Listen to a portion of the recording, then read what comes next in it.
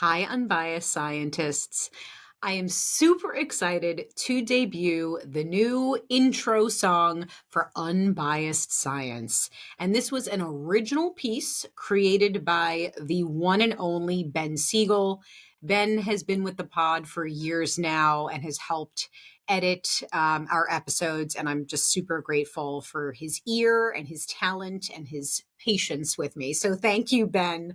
And just a note about the ultimate song that we decided to go with.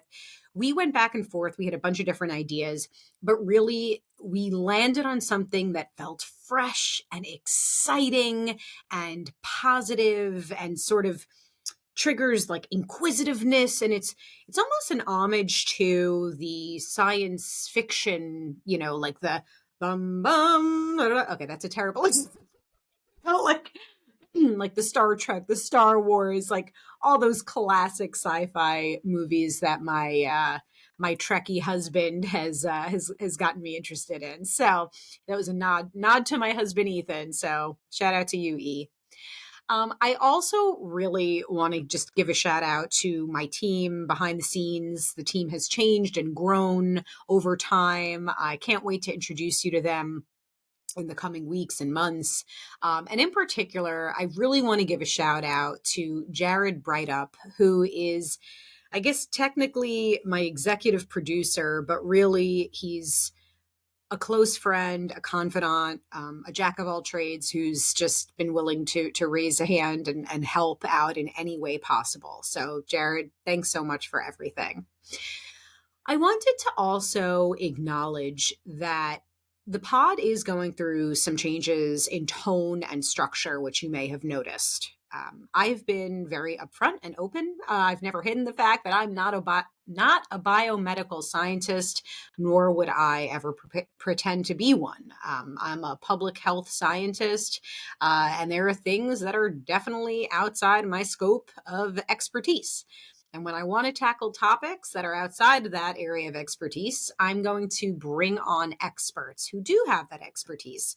And I really, really feel strongly that that kind of interdisciplinary collaboration is critical for, for effective science communication, but also for communication in general. So there's definitely going to be more of that.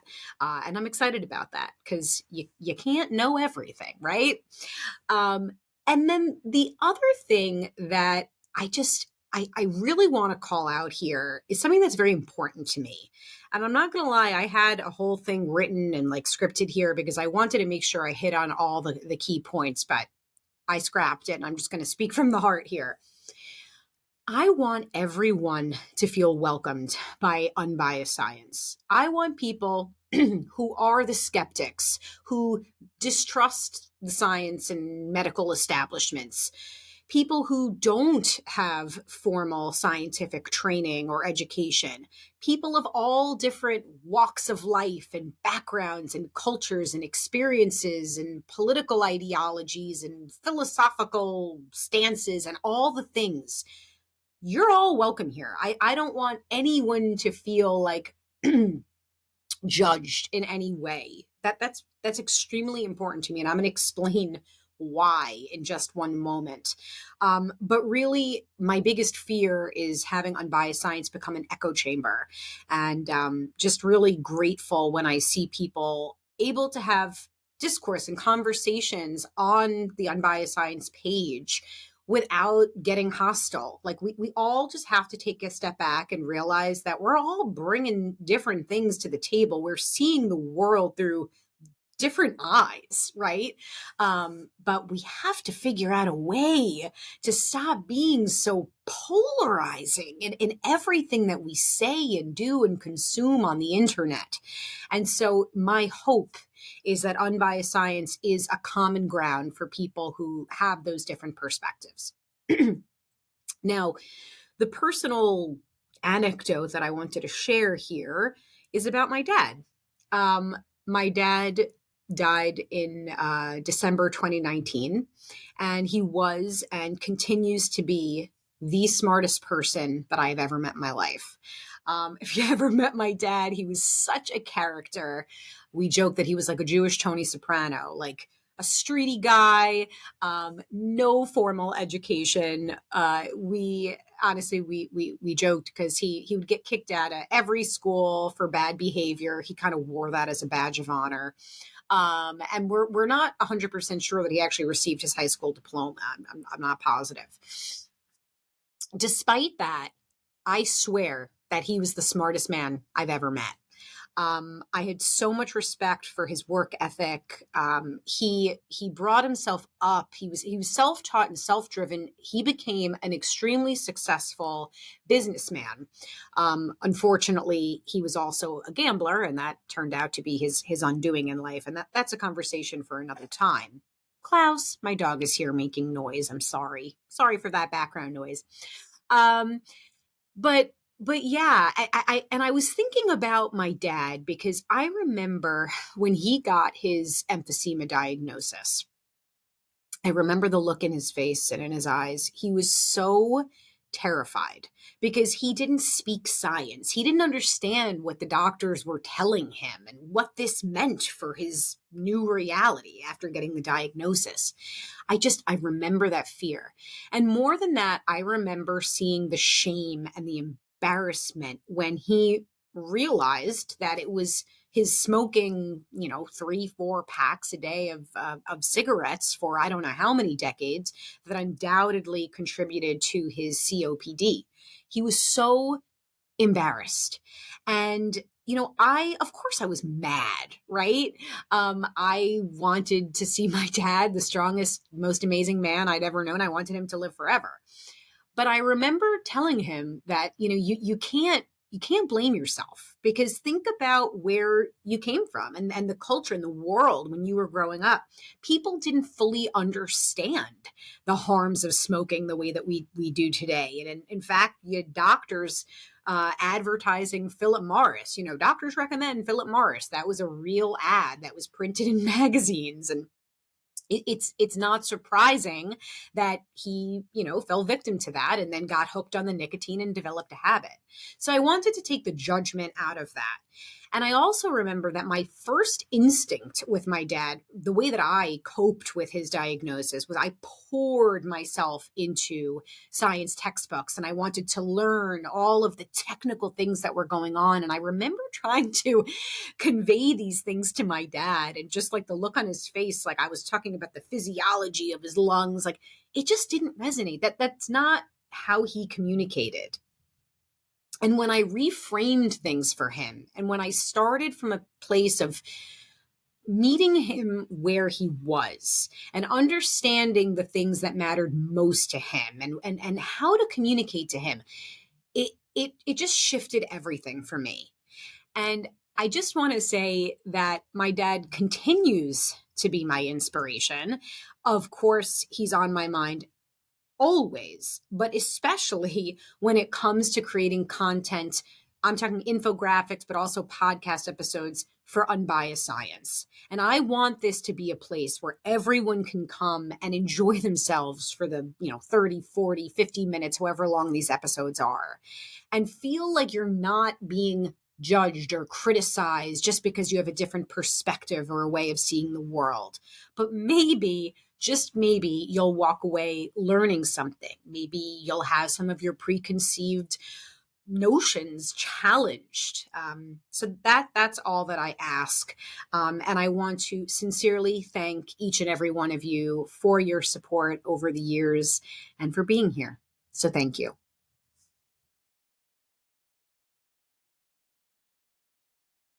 Welcome to Unbiased Science, where we bring scientific method to the madness. I'm your host and public health scientist, Dr. Jess Steyer. And today I'm fangirling a little bit right now, I'm not going to lie. We're going to be talking about media literacy and communication with someone who knows this topic very well. And I'm going to work on this pronunciation. Mosheh Wanunu, welcome to the podcast. 100%. Yes. Okay, Yeah. Amazing. I feel like I know, and actually, is it okay if I call you Mosh for the purpose of this? Mosh works. Moshe? Okay.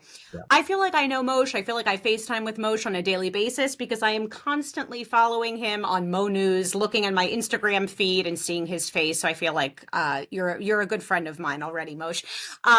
So I did a little sleuthing on the interwebs. I'm going to give just a very brief bio background. I'm sure it doesn't do justice at all to all the work that you've done, but just let me know if I'm missing anything important to highlight. But Moshe is an award-winning journalist, Emmy, Murrow, and Webby Award winner with extensive experience in news production at CBS, Fox News, Bloomberg, and more. He's an executive producer, most notably the youngest ever executive producer for the CBS Evening News. He is the founder of Mo News, which I'm obsessed with, and we'll talk about that. It's a news platform focused on accessible, reliable information. It's non-partisan, which we'll talk about, and Mo Digital, which is a media consulting firm. And my understanding, Moshe, is that your focus is really on restoring trust in news, that traditional news has really alienated audience. It's been very polarizing. And so, you really have a very fact-based and, again, nonpartisan, fair approach to delivering the news. So just thank you for everything that you've done. I'm so excited to chat with you. I'm excited. I'm excited to be here and appreciate that intro.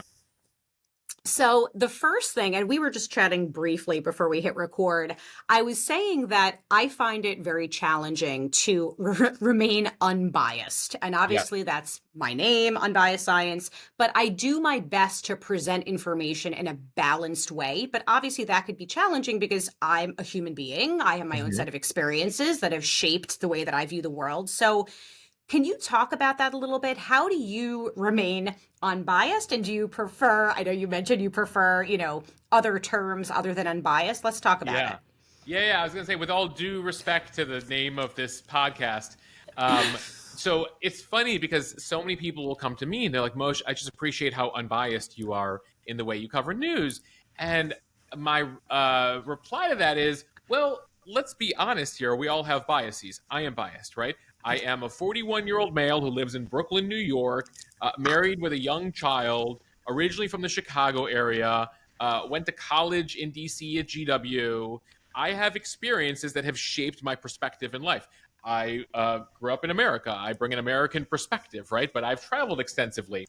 At the same time, I'm going to have a unique perspective, a biased perspective, versus somebody from Brazil, someone from Japan, someone who grew up in a rural area. We all bring our biases. What I try to do, despite that bias, to help overcome that bias, is to try to always level set myself on any story. Like, okay, what are reliable sources from a variety of perspectives saying on this story?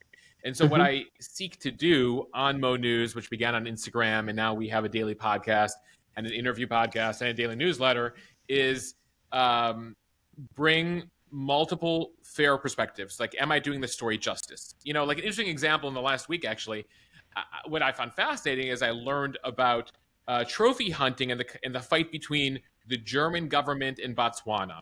And it turns out the Germans want to end trophy hunting because of animal rights activists. In Botswana, where the elephants are located, they're like, no, we're good with trophy hunting. There's too many elephants in our country. And so what was very interesting there, that's an interesting example of, again, not necessarily unbiased, but more, can I bring you multiple perspectives? Can I tell you why the Germans are where they are, why the Botswanans are where they are when it comes to elephants in their country? And do it justice based on what reliable people are saying. And so that's a bit of what we try to do. Again, that's just one example. It gets much more complicated when covering things like war and politics, and especially some of the areas you dip into when it comes to science and health, etc. But what we try to do is be fair, I think, ultimately. P.S. Just going back to what's going on in Botswana, did I read a headline? Are they shipping elephants or something? Did you? No, the president of Botswana is mad at Germany for ending trophy hunting because they make a lot of money in Botswana off of trophy hunting, and they believe they have too many elephants. In fact, they're trying to send some of their elephants to neighboring countries. That's what it was. And what they said was, how about we ship 20,000 live elephants to Germany and see how you like having so many elephants. Now, Botswana does not have the resources nor the logistical might to ship Right. 20,000 live elephants to Germany. I think they were just trying to make a point. Got it. Okay. See, I guess the headlines, and we'll talk about headlines and how we get clicks and all that good stuff. Yeah. But it's so interesting because even just today, I did a post on confirmation bias. And even the way that we're searching for information, the phrasing that we use when we go to Google or whatever search engine we're using, does X, Y, and Z cause cancer? Is it just the words we use? It feeds into the algorithm and it's going to impact what gets spit back out at us. So, and I want to pick your brain. How, when you prepare for your segments and the information you put out, are you looking actively at different sources of information Sure. and sort of, is that what you do? Are you So weighing? I Yeah. think there's a variety of tactics that I've learned over time. I mean, especially when it comes to politics, but frankly, all major news stories these days is I like to get a sense of how various media outlets with their own biases and own Mhm. perspectives are covering something. So Mhm. something happens in the news, and sometimes I'll do this on the Instagram account where you could read the same study where the same event could happen and how the Wall Street Journal headlines it versus how the New York Times headlines it versus how Fox News headlines it is Yep. completely different. And you're like, wait a second, this is the same event. This is the Right. same speech that was given. But bias lies in a variety of factors. What are you emphasizing? What are you leaving out? What are you headlining? What quote are you using? Because you could have been at this, two people could have been at the same event and you read it in two different publications and you're like, were we even at the same place? So I think Mhm. one thing we try to do is look at multiple news sources, look at multiple media sources. Beyond that, beyond traditional media, are there other folks like me on social media that are covering these stories? That again, you start to get a sense of what their bias is and what perspective they bring. But by going through multiple sources, as we say on the podcast, on our podcast, we like to say we read the news, we read between the lines so you don't have to. And so some Ooh, of I that is like just like, that. I'm going to read the AP version, the Washington Post version, the CNN version, folks who were there on social media, maybe some far right sources, maybe some far left sources. And through that, can I get a sense of what actually happened? I love Um, it. and, and, Mhm. and but it requires a lot of homework. It requires a lot of work, and that's time that many of us don't have, right? Yeah, and I also it really takes quite a bit of skill, and I really admire how you do it, and I feel like we're kind of trying to do the same where I'm trying to do what you're doing. You're doing it more, I think, more generally, news in general. I'm obviously more focused on health and science topics, Right. but boy, is it difficult to do that. Do you find are there certain topics that are just I mean, a headache for you to try to tackle in a way that you think I mean, Where I would could you think like of me a to few. start? It's actually very funny because I used to say, I was like, okay, I think like Donald Trump is like someone who's challenging to cover, right? Because Mhm. everyone has an opinion there. And I think that a lot of people's bias, one way or another, um, affects how they cover things that he says. Mhm. So I would say anything Trump and generally politics these days is one. Two, the Israel-Gaza war has been it brings up incredibly emotional reactions. Sometimes I'll see comments and messages, and I'm like, "You didn't even read the whole thing I posted, and it was like 6 sentences." But then they're like, "Well, you made that in the third sentence. You didn't put it in the first sentence. You didn't put it in the headline. You put it here." And so the Middle East, in particular, Israel-Palestinian conflict, is up there. I would say most recently, Kate Middleton and the royal family, like Really? up there. Yeah, people again, it's one of those things that like a lot of people have opinions. Now, some people don't care at all, right? But they'll tell you like, why are you even covering this? This doesn't matter. But then the people who despise the royal family and the Yep. concept, and the people who love the royal family, and then Right. they linger on like you referred to her as Kate Middleton. She's officially Princess Catherine, like or like second reference on Pope. Actually, it was different, but like Pope Francis. They're like you can't just call him Francis. He's always Pope Francis. Oh, Um, got it. so I think people get hung up based on their expertise. But like Right. I would say, royal family, Israel-Palestinian conflict, anything politics and specific to Trump, but also these days, as you learned and as I started my account during COVID, all things COVID, personal health, Mhm. medications, a holistic treatment. You live and breathe this stuff, and this is something that, again, people are very passionate about it. And in many cases, it's only black and white. And I like to Right. remind folks, it's a world of grays, my friends. I have that quote. I have a post, and I sincerely, I say that all the time about science as well. And I think people's expectations of science is that we do things and we're going to have these definitive answers. And I Yes. always say, people like that. They It's want comfortable. absolutes. They want You want absolutes. an absolute. But the reality of science is that it's all gray, and we're going to learn new things. I mean, look at COVID. Even over the last 4 years, I mean, things have changed, policies have shifted based on new information, the evolution of knowledge, right? And so, yeah. It's covering science. What, like, one way you cover science every day is the weather forecast, right? And I Mm-hmm. think people should think about science and things related to health and science the same way they listen to the weather forecast. It might rain. It also might not rain. Like, and we have, like, and certainly people are like, oh, the weatherman got it wrong today. The Right. gap got it wrong. But at the same time, you have the expectation that, like, there's a 65% chance of this happening. By the way, the same thing with political polls, right? People are still upset about 2016. Like, oh, I thought, they got it all wrong. No, the polls showed that their indication showed that Hillary Mm-hmm. had an advantage with a few days to go, and then the final polls weren't able to really take in the surge that Trump had. At the end of the day, polls are not predicted. Like, they give you a direction of where things are going, but they're not 100%. There's a margin of error in them. And I Oh think my goodness, that's an yes. issue.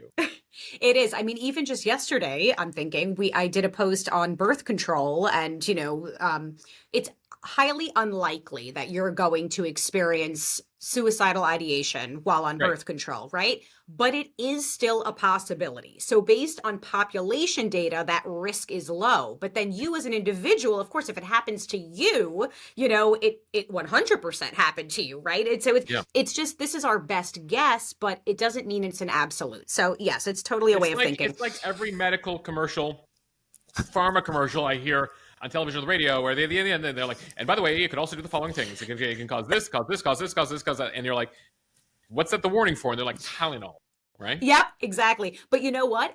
Everything could potentially have that same, can Sure. cause, bop, bop, bop, bop, bop. Even the water we drink, the air we breathe, and the supplement. I mean, that's a whole other conversation, but like supplements, which are not regulated and they're not held to that same standard. Whereas pharma, Right. like every possible adverse event has to be listed. But so Mosh, sorry, we got connected.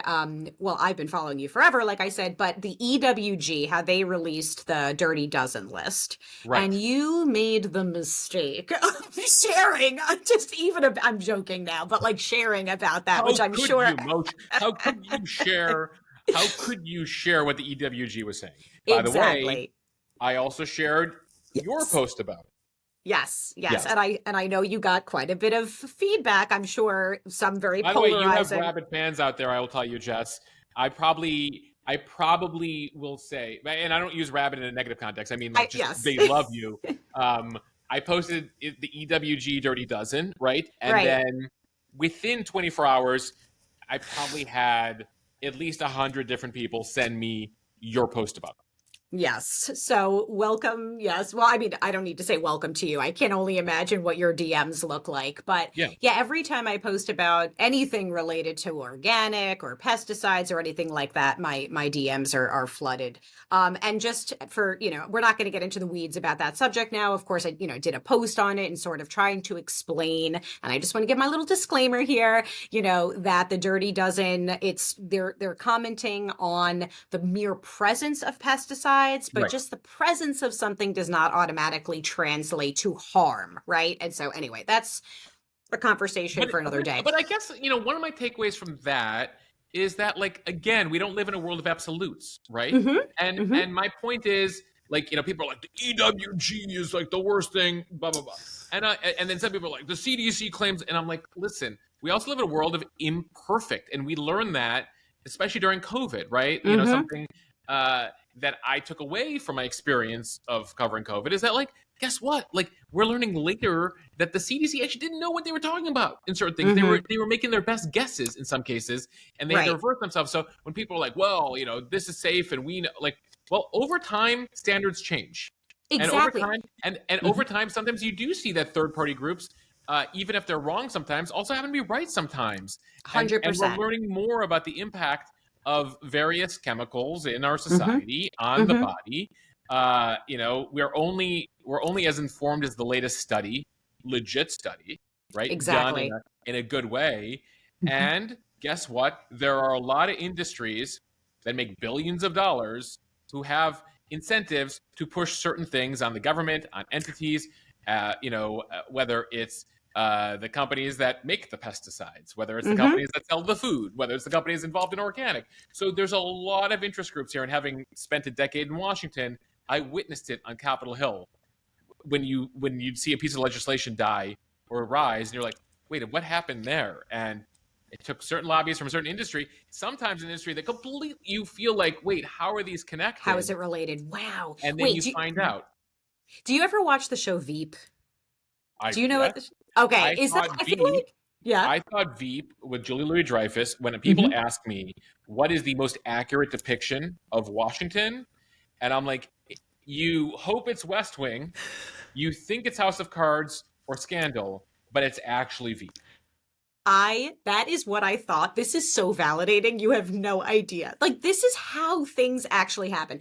But I have to just say, my unbiased scientists who are listening right now, they're going to be, I don't know, upset with me if I don't They're gonna point be mad out at that, me or mad at well, you. well, mad at me if I just don't point out that, of Okay. course, organic pesticides, like organic produce, is still sprayed with pesticides. Organic pesticides are not necessarily safer for us or for the environment. Just realize that there's a trade off, right? So if we're Yeah. not using conventional pesticides, then one of two things is going to happen. Either our produce is going to die and it's going to interrupt our food supply, and our farmers are, what are they going to do? There's going to be no food to grow.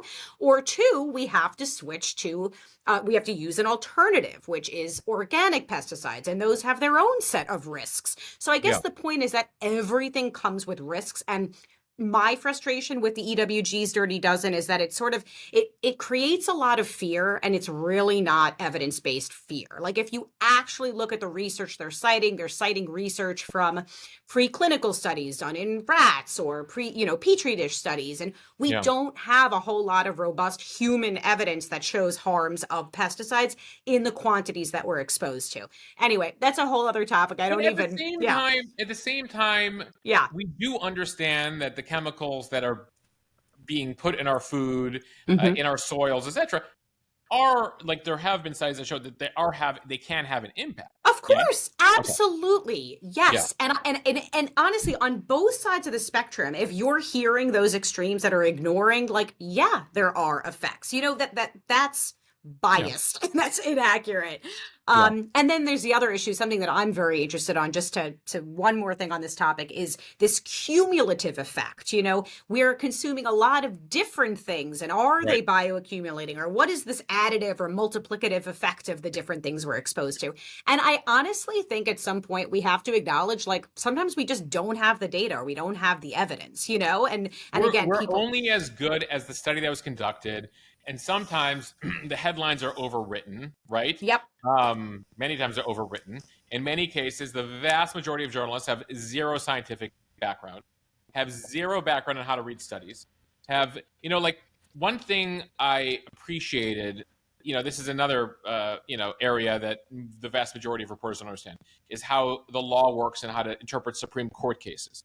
So, like, we were very lucky when I was at CBS to have like longtime Supreme Court reporters who were there for decades who could like pull out the 200-page ruling that just came off, came out of the court. It usually happens between like 10 and 11 a.m. between Tuesday and Thursday, and they can immediately go through and explain what's going on. Then they have to simplify that for people. But there's a lot of people who like will misread it, misinterpret it, and that becomes the public understanding.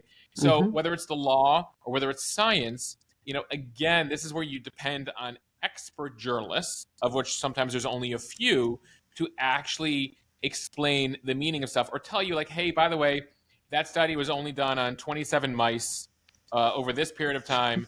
And it showed that they actually gave each mouse 16 Cokes or Diet Cokes.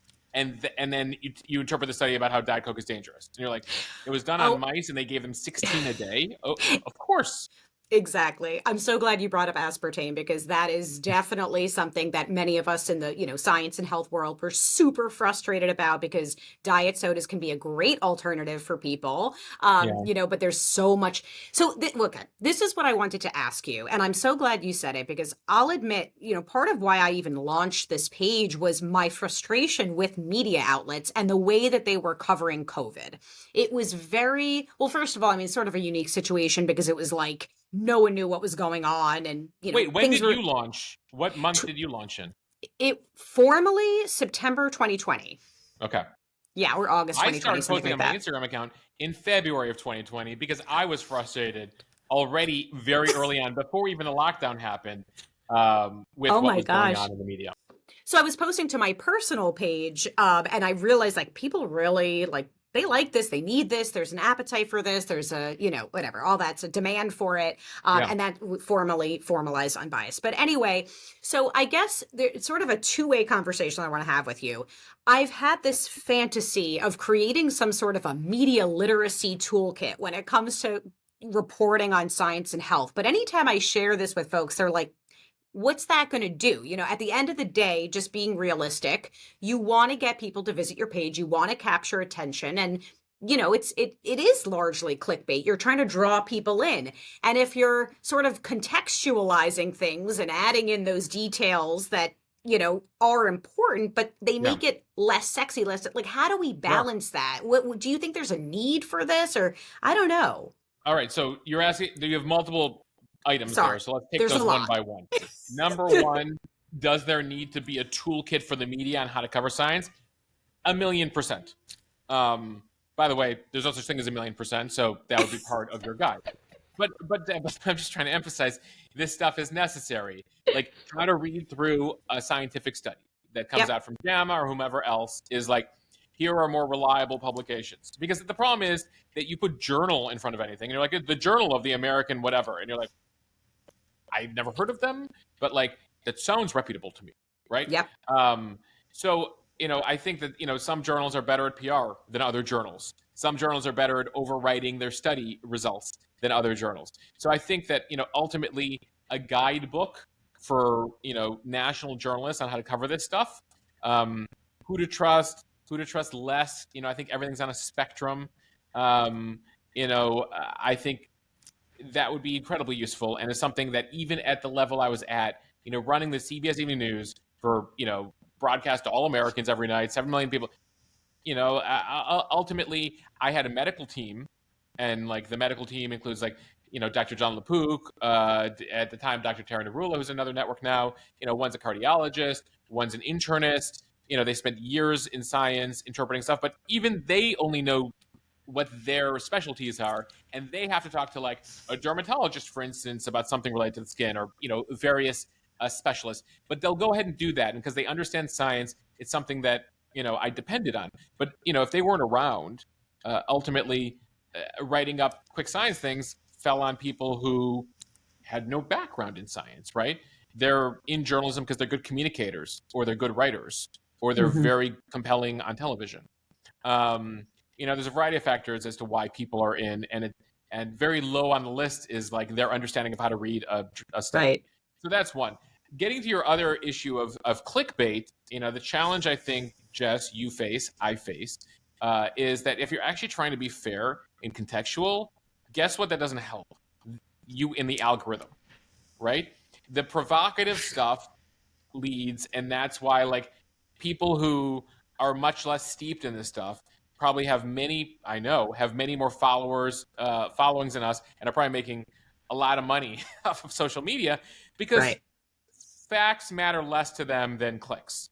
Mm-hmm. Mm-hmm. And so, listen, I wish that we could get Mark Zuckerberg to change the algorithm, but ultimately, the algorithm is about, rewards the people with the most comments and the most Mm-hmm. likes and the most engagement. And you tend to have the most engagement when you tend to, fall on the extremes. Right. And appeal to emotion, right? Like you Right. really suck people in and elicit a strong response. Well, I find this really interesting. So my background's in public health data scientist. I never took a course on communication or marketing or media or anything. And there are many folks like me who are scientists who sort of transformed into science communicators during the Yeah. pandemic. But now we've stuck around even after things have calmed down a bit on the COVID front. And we're trying to find our way. And it's like, we don't have this formal training. Are there, and obviously, I don't want to put you on the spot, but are Yeah. there things that we could be doing better? I mean, how do we keep people's attention and keep this momentum going? Any suggestions? I mean, listen, you're all, it happens as these headlines come out, right? You just have to Mm-hmm. be, you have to remain relevant to people based on like what they're most concerned about and what's happening in the news, and you find your angles of approach. Like Mm-hmm. I'm trying to think, even recently, the train derailment in East Palestine, Ohio, that happened last year. Mm-hmm. You Mm-hmm. suddenly have the EPA coming in a week. They're like, everything's cool. Like, don't worry, we did soil samples. And the problem is when it comes to science communication, which is a main role for the EPA, is when they speak in absolutes like this, um, especially coming out of COVID, especially coming at a time where already people are less trusting of the government, of Congress, of the CIA, the FBI, the CDC, the FDA, the Supreme Court, all major Yep. media, that when you speak in absolutes, ultimately, like suddenly something at some point will come out that says, well, there was some danger here. So I think the fact, the lack of couching, the lack of grays, the lack of like, this is the best of what we know right now. With this Mm-hmm. level of reliability, we can say X.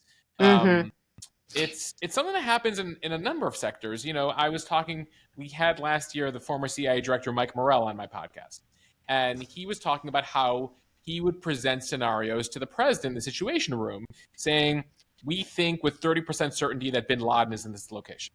Right. Well, that also means it's 70% certainty that he's not in that location. Mm-hmm. And by the way, he happened to be in the room when they got Bin Laden, and he thought with a less than 50% that Bin Laden was actually in Abbottabad. He turned out to be wrong. He was there, but as they went around the table, that's what they were. Mm-hmm. That's what one of the voices Obama had in the room as he had to make the decision: are we going to do this raid to get Bin Laden in May of 2011? So I Wow. think using it as an example again in all sectors is what is our sense of what's going on? I think a big area here when we talk about science education is climate change. We Mm-hmm. have a lot of like doom and gloom headlines, and there's not a lot of couching that happens. And Mm-hmm. many cases, the media, because it reinforces certain viewpoints, will take the worst case scenario from a report. Many of these reports say, here are 5 levels of what could happen to Earth. But the media is like, oh, let's go with the worst scenario because, like, holy Yep. crap, like, Yep. we're all going to die, right? Mm-hmm. But what is that? That's a scenario where like we increase the amount of gas and coal by X amount, and there's no Mm-hmm. cuts. Where you've actually seen cuts over the past 20 years, right? There have been Right. effective cuts. Now, again, are we doing as much as we can, as fast as we can? Probably not. That's clear. But the point being, present to people like you don't need to present tomorrow. And I see the point of like scaring the hell out of people to try to prove a point and change stuff. Mm-hmm. The problem is that people get savvy to that stuff and then they'll deny it, right? Because hey, you were wrong 100%. about this stuff. And so I think, you mentioned it at the top of the pod, but like not speaking in absolutes, and Yeah. saying like this is what you need to know. Like this could happen, but this could also not happen. Right. And I think if reports in journal articles are written in a way that shapes that and presents that, I think that could go a long way to Mm-hmm. restoring some trust.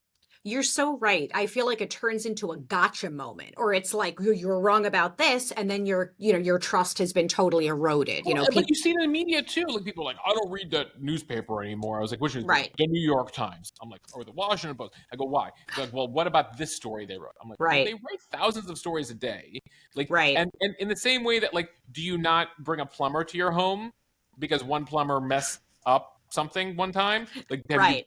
have you cut off the entire industry? Like, Yep. and the problem is that people want to oversimplify things, and when something is wrong, they declare the whole thing kaput. Right. And it's an impossible standard to meet in any industry, including in yours and in mine. Yeah, I mean, I even think about, and I think you were alluding to this, like early in the pandemic when the CDC came out, we were talking about masks. And Right. remember, at first they were like, "Don't get masks. You don't need to wear masks. There's no evidence you need to wear masks." And then, obviously, as we all know, that changed significantly. I mean, of course, there were other factors that I don't think the public was aware of. We were very concerned about PPE shortages. We needed to make sure that Right, but that frontline. lack of transparency is a problem. Like the Yes, fact that they because they're like, well, now how do I trust their science? And then by the way, studies have come out, and it's like the type of mask that you have, and then you find out that the 6 foot thing was arbitrary. The 6 foot distance was like an arbitrary standard they just came up with. but and you know what? It's like, to your point, it's a combination of science, but also practicality, other factors that are Yeah. impacting things. Like there are so many things that go into. That's why I don't envy the CDC or any of these, agencies No. that have to make recommendations, because it's not, and people will say, but it's a public health agency. It has to be 100% based in the science. Yes, but we also have to factor in human behaviors, Sure. and money. And there are other factors. And I'm someone who I think we have to do a better job of, people need to be aware that everything is multifactorial, right? And we were not And going to, guess what? yeah, No one is perfect. No agency is perfect. They're all going to make correct. mistakes, and you hope that they're right more times than they're wrong, Uh and huh. that appears to be the case. But they're also going to be wrong, and they're going to admit they're wrong, 100%. right? Right. And so ultimately, I think and people will come away from the entire experience being like, I can't trust anything they say ever again. It's always going to be the opposite, which is not true, right? These people are in it for good reasons, but ultimately are impacted by the amount of resources they have, the technical expertise that they have, the time that Right. they have, and frankly, politics impacts things. And so, you have a lot of factors in there that mean that ultimately you're going to sometimes see headlines that a year or two later you're like, they got that wrong. Right. But it doesn't mean 100%. that the whole agency is bunk that needs Mm-hmm. to go. But some politicians will interpret that accordingly. Also, I just need a moment. I just have to pinch myself. I'm just realizing I'm on this call with you right now, and you were just casually talking about being in the same room as the head of the CIA and Bin Laden. Not in the same room as Bin Laden, but like in the No. middle of that. Like just the work you're doing is just incredible. I Well, want to no. I, thank I should you. note I was not in a Yeah. situation room with Bin Laden. The Oh CIA director no, was no. Yes. no, but No, I.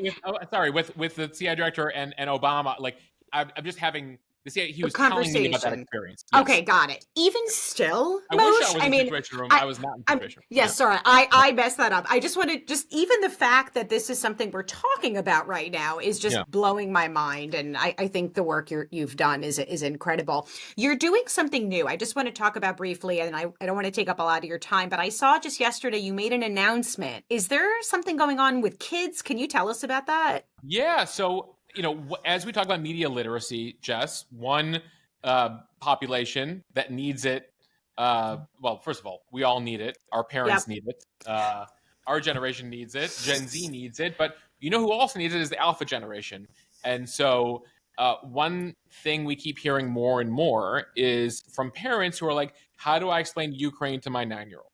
How do I explain inflation to my children? How do I explain what's going on in the Middle East to my kids? How do I, like, all of these complex matters? Because at the end of the day, kids have legitimate questions and they have access these days to smartphones and information. And even if you try to block it out, they will hear about it at school. And likely they'll hear about it from another kid at school in a very inaccurate way based on what their parents told them. Right. Mhm. And so I've been very fortunate to be part of the development of a program called First Stop News, which is launching this April, where we'll start on a weekly basis and then hope to ratchet it up, bringing kids kids the news geared towards 7 to 12 year olds. That's awesome. Because ultimately kind of 13, 14 year olds have decided like they can handle the adult news, but Mm. it's really hitting that demographic of like first graders through fifth graders, trying to explain these complex subjects, because we've also seen that a lot of kids news is always like, like here's penguins at the zoo and like, Mm-hmm. meet this astronaut, which is Mm-hmm. fine, but they have real questions about what's happening in their world. And how do you explain these things? So that's a project that I've been working on for the last year, and that has just started. And so literally posting the first video to YouTube as we speak here. Oh my And so gosh. our hope is that we can help with media literacy and also help, this generation, which is digital native, smartphone native, TikTok native. Like, you and I are old enough to remember a time before this stuff existed. These kids Yep. don't know any different. So, like, you need to explain that not all YouTube videos and creators are made equal. Not all these Mm-hmm. people should be taken as seriously. And so media literacy, again, is necessary for adults, but we're focused with this latest initiative, First Stop News, for kids.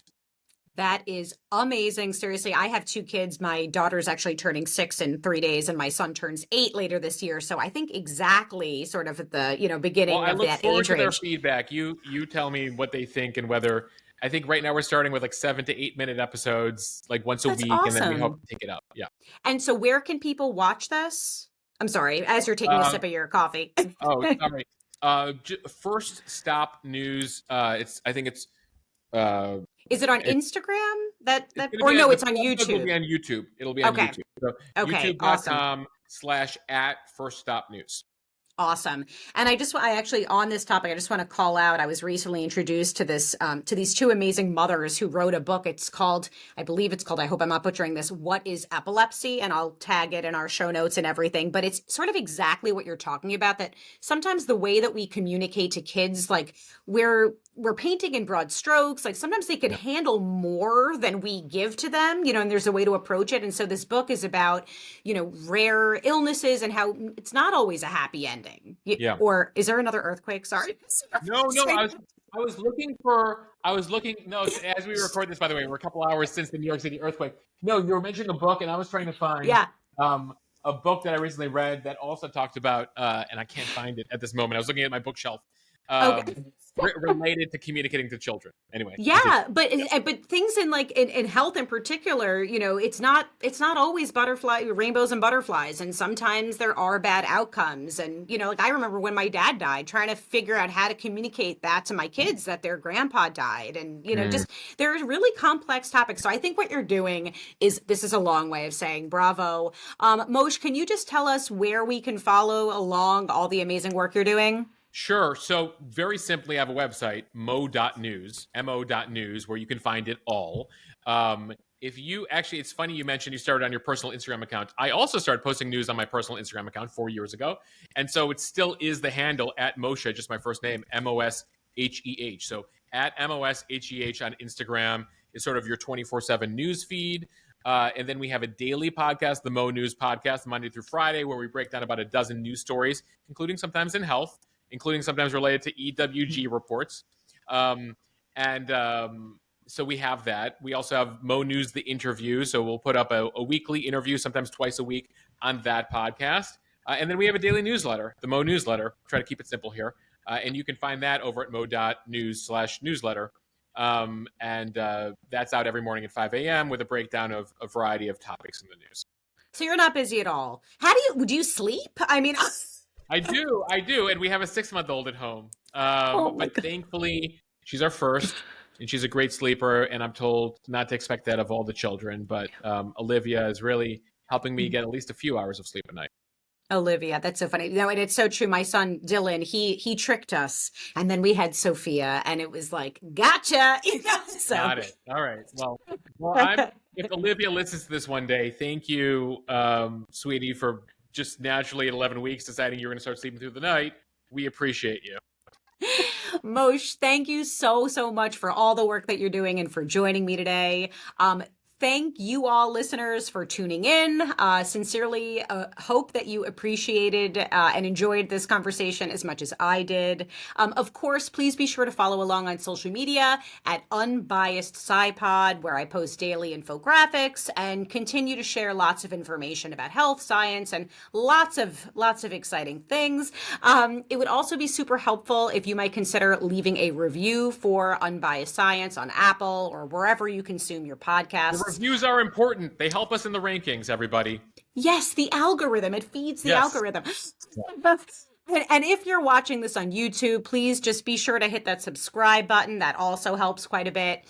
There is also a Substack newsletter. It's free to subscribe, but if you're willing and able, paid subscriptions are much appreciated. You can subscribe at theunbiasedscipod.substack.com. Sincere thanks for tuning in and following along as we share no nonsense, just science.